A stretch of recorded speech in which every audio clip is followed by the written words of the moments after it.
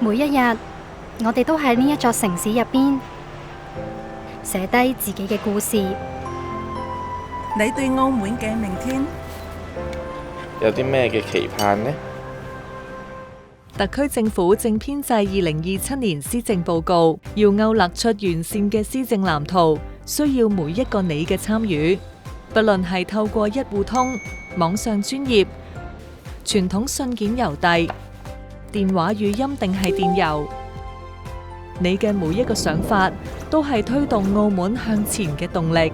2027年施政報告意見收集，由8月24日至9月23日，匯集民智民意，攜手共創未來。Reunir as opiniões da população para construir o futuro de mais datas.